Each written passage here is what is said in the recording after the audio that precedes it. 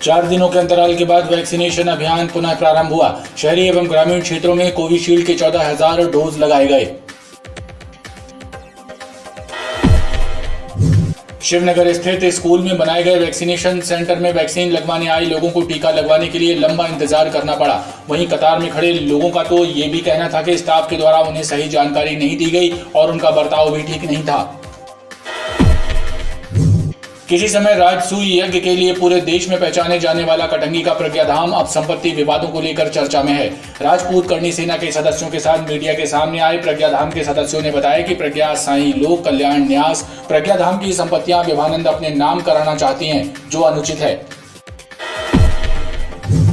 रांची खमरिया क्षेत्र के नालों पर काबिज अतिक्रमणों को हटाने और स्ट्रीट लाइटें दुरुस्त कराने की मांग लेकर कांग्रेस कार्यकर्ताओं ने जोन कार्यालय का घेराव किया, साथ ही उग्र आंदोलन करने की चेतावनी दी। नियमितीकरण, वेतन वृद्धि सहित अन्य मांगों को लेकर मध्य प्रदेश पंचायत एवं ग्रामीण विकास विभाग संयुक्त मोर्चा के सदस्य 2 दिनों के सामूहिक अवकाश पर हैं। बिलहरी क्षेत्र स्थित स्वामी अयप्पा हायर सेकेंडरी स्कूल में 10वीं की छात्रा और उसकी मां के साथ हुई मारपीट के मामले में धाराएं बढ़ाए जाने की मांग को लेकर पीड़ित पक्ष ने एडिशनल एसपी से मुलाकात की और मारपीट का वीडियो फुटेज भी सौंपा है। गोटेगांव से जबलपुर आ रहे बाइक सवार युवक तेवर के समीप दुर्घटना का शिकार हो गया। बताया जा रहा है कि सड़क निर्माण कार्य में बरती गई लापरवाही के कारण गिट्टी और मुरम की वजह से बाइक स्लिप हो गई और युवक गंभीर रूप से घायल हो गया। मैहर विधानसभा क्षेत्र से भाजपा विधायक नारायण त्रिपाठी ने विंध्य क्षेत्र की विद्युत समस्या को लेकर शक्ति भवन में पूर्व क्षेत्र विद्युत वितरण कंपनी के एमडी वी किरण गोपाल को एक मांग पत्र सौंपा है। उन्होंने स्पष्ट कहा कि यदि विद्युत समस्या का निराकरण नहीं होगा तो बिजली विभाग के खिलाफ बृहद स्तर पर आंदोलन किया जाएगा। कोरोना महामारी की दूसरी लहर पर अब विराम लगने लगा है। जबलपुर में सोमवार को जारी की गई 5,954 सैंपलों की परीक्षण रिपोर्ट में से कोरोना का एक भी नया मरीज सामने नहीं आया है। किसी आपराधिक वारदात को अंजाम देने की फिराक में बराड़ रोड पर खड़े 2 युवकों को ओमती पुलिस ने गिरफ्तार किया है और उनके कब्जे से 2 देसी कट्टा और 2 कारतूस सहित एक चाकू भी बरामद किया गया है।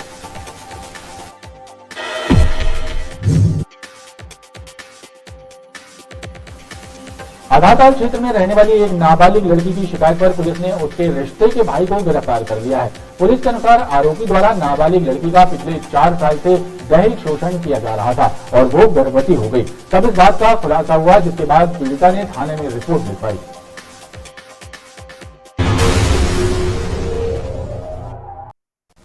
नमस्कार, बीटीवी न्यूज में स्वागत है आपका। इस बुलेटिन के साथ मैं हूं कृष्ण कुमार और आइए इस बुलेटिन की शुरुआत करें। उससे पहले नजर डालते हैं हेडलाइंस पर। पूरे प्रदेश के साथ साथ जबलपुर जिले में भी शुरू हुआ दस्तक अभियान। स्वास्थ्य विभाग की टीमें घर घर देंगी दस्तक। 5 वर्ष तक के बच्चों के स्वास्थ्य का किया जाएगा परीक्षण। बच्चों को दी जाएगी विटामिन ए की खुराक। आयरन ओर लेकर कचपुरा माल गोदाम जा रहे हाईवा की दीनदयाल चौक पर रेलिंग से हुई टक्कर। देर रात हुआ हादसा। चौक की रेलिंग और हाईवा का अगला हिस्सा हुआ क्षतिग्रस्त।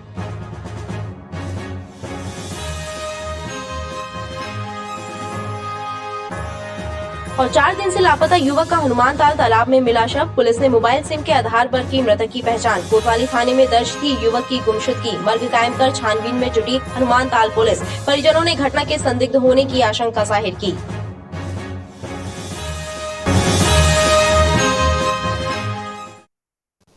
मैहर विधानसभा क्षेत्र से भाजपा विधायक नारायण त्रिपाठी ने विंध्य क्षेत्र की विद्युत समस्या को लेकर शक्ति भवन में पूर्व क्षेत्र विद्युत वितरण कंपनी के एमडी वी किरण गोपाल को एक मांग पत्र सौंपा है।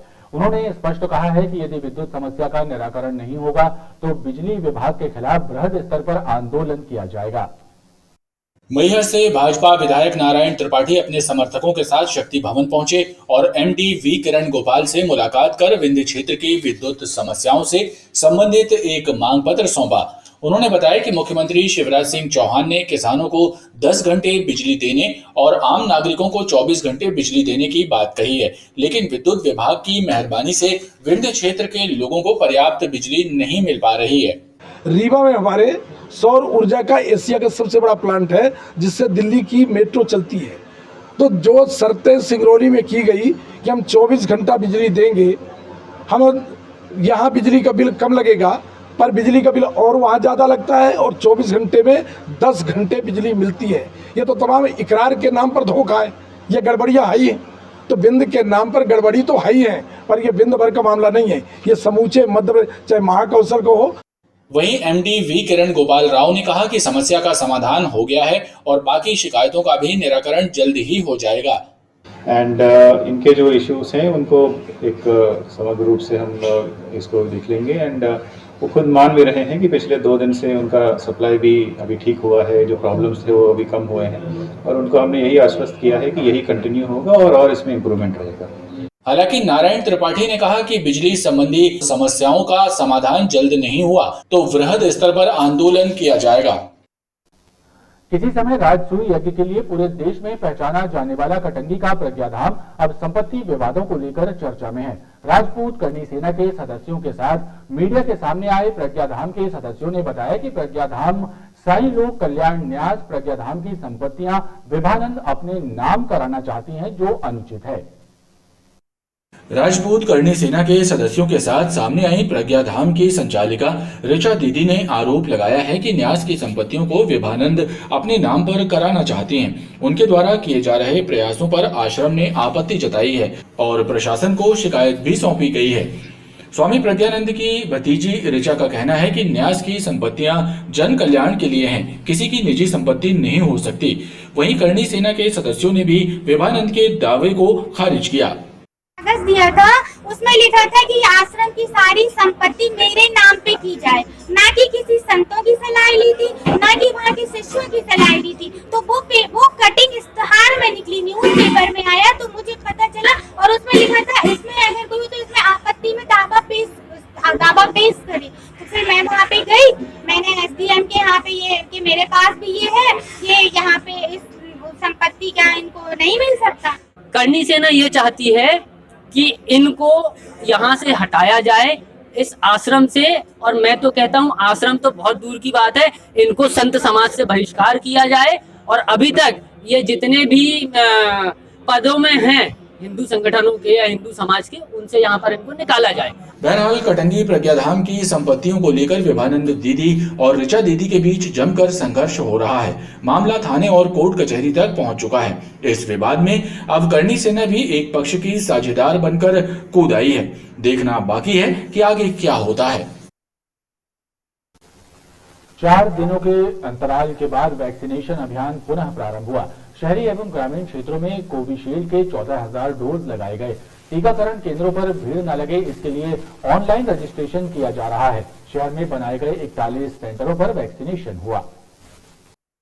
4 दिनों के बाद सोमवार से पुनः वैक्सीनेशन अभियान प्रारंभ हो गया। कोविशील्ड की सेकेंड डोज 14,000 लोगों को लगाई गई।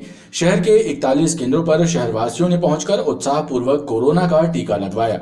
अधिकारियों के मुताबिक टीकाकरण केंद्रों पर भीड़ न लगे और बवाल न हो, इसके लिए ऑनलाइन रजिस्ट्रेशन के बाद ही टीका लगाया जा रहा है।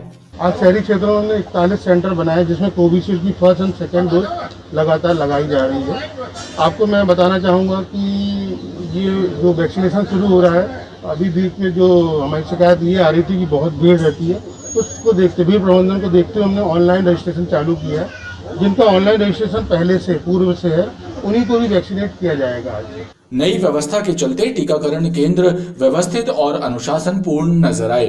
डॉक्टर सर्वपल्ली राधाकृष्णन वार्ड में करीब 400 लोगों को टीका लगाया गया।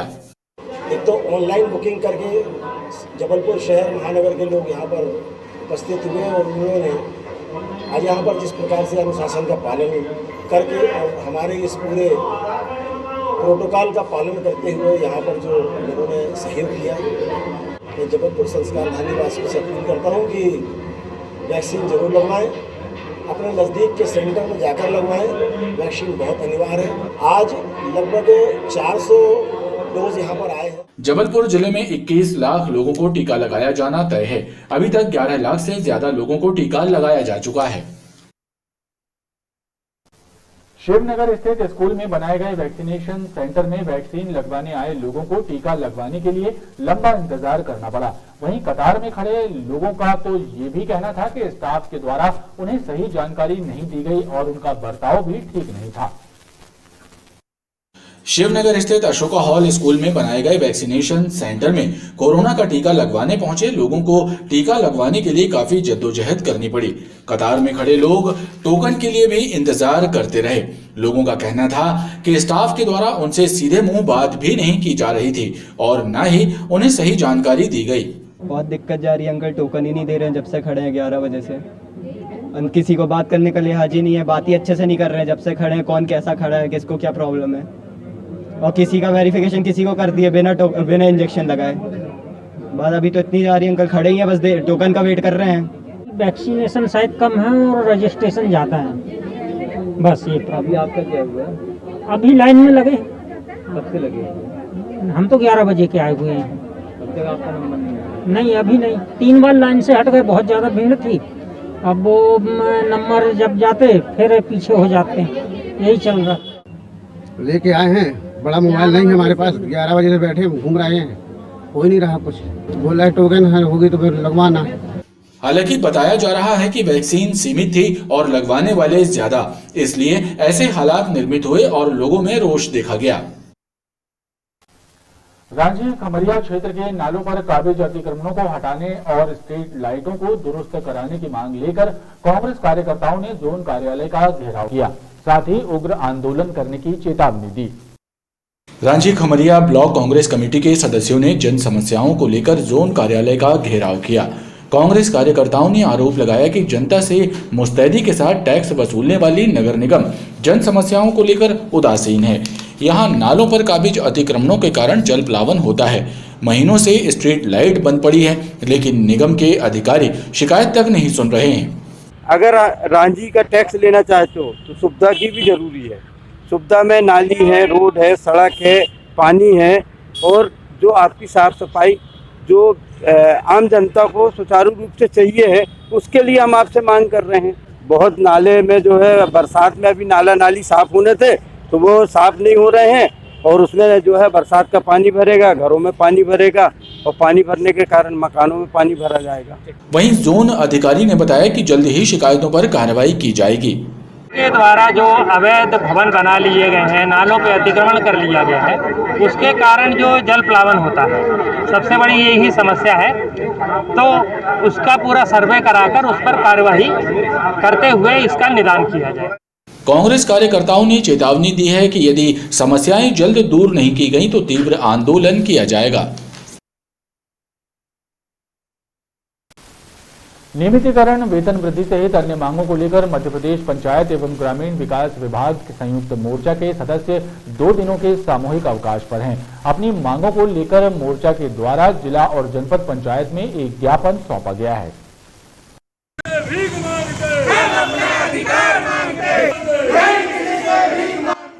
मध्य प्रदेश ग्रामीण विकास विभाग संयुक्त मोर्चा के द्वारा जिला एवं जनपद पंचायत स्तर पर मांग पत्र सौंपते हुए नियमितीकरण, वेतन वृद्धि सहित अन्य मांगों को जल्द से जल्द पूरा करने की मांग की है। उन्होंने बताया कि संयुक्त मोर्चा के द्वारा 2 दिनों का सामूहिक अवकाश लिया गया है। आज तक जो हम लोगों के लिए शासन ने घोषणा की है, उसका लाभ हम लोगों को नहीं दिया जा रहा। मात्र आश्वासन आश्वासन आश्वासन के अलावा कुछ नहीं मिल रहा। समस्त साथी इतने प्रताड़ित हैं, समस्त संगठन मजबूर होकर के इस प्रकार का निर्णय लिया है संगठनों के द्वारा कि अब जब तक हम लोगों की मांगों का निराकरण नहीं होगा, हम लोग अनिश्चितकालीन तक हड़ताल पर रहेंगे। के अनुसार ये रणनीति बनी है, प्रदेश स्तरीय रणनीति है। 17 संगठन जो हैं वो एक महाआंदोलन की ओर प्रस्थान कर चुके हैं। आज उसी का सूचना पत्र जिला पंचायत महोदय, सीओ जिला पंचायत महोदय जी को प्रेषित करते हुए 21-22 को जनपद स्तर में तंबू लगाकर हल्ला बोल की रणनीति बना ली गई है और यह निश्चित तौर पर एक बड़ा रूप धारण करेगी। मांगे पूरी न होने पर संगठन ने अनिश्चितकालीन हड़ताल करने की चेतावनी दी है। कोरोना महामारी की दूसरी लहर पर अब विराम लगने लगा है। जबलपुर में सोमवार को जारी की गई 5,954 सैंपलों की परीक्षण रिपोर्ट में से कोरोना का एक भी नया मरीज सामने नहीं आया है, जबकि सोमवार को एक व्यक्ति को स्वस्थ होने पर डिस्चार्ज किया गया है। राहत की खबर यह है कि 24 घंटे में एक भी व्यक्ति की कोरोना से मौत नहीं हुई है। एक्टिव केस भी 16 रह गए हैं। जिले में कुल संक्रमित 50,610 हो चुके हैं तो संक्रमण मुक्त हो चुके व्यक्तियों की संख्या भी 49,911 है। बिलहरी क्षेत्र स्थित स्वामी अयप्पा हायर सेकेंडरी स्कूल में 10वीं की छात्रा और उसकी मां के साथ हुई मारपीट के मामले में धाराएं बढ़ाए जाने की मांग को लेकर पीड़ित पक्ष ने एडिशनल एसपी से मुलाकात की और मारपीट का वीडियो फुटेज भी सौंपा है। बिलहरी क्षेत्र में रहने वाली नीतू समुद्रे और उनकी बेटी अंकिता के साथ अयप्पा हायर सेकेंडरी स्कूल में लगभग एक सप्ताह पूर्व स्कूल स्टाफ ने उनके साथ मारपीट की थी, जिसकी रिपोर्ट गोरा बाजार थाने में दर्ज करवाई गई थी। लेकिन पीड़िता का आरोप है कि पुलिस ने जो धाराएं लगाई हैं उससे वो संतुष्ट नहीं है, जबकि उनको जातिगत रूप से भी अपमानित किया गया था और बुरी तरह से मारा पीटा गया था, लेकिन उस हिसाब से रिपोर्ट दर्ज नहीं की गई है। स्कूल स्वामी अयप्पा हायर सेकेंडरी स्कूल मैं अपनी मम्मी के साथ टीसी लेने के लिए गई थी। तब मैंने जब टीसी के लिए पूछा तो उन्होंने कहा कि एप्लीकेशन लेके आओ।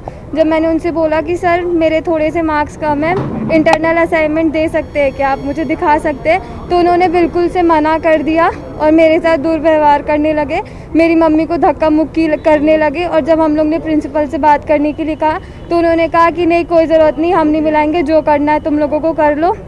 फिर मैं अपनी बहनों के साथ जब गई तो मेरी बहनों के साथ भी धक्का मुक्की की।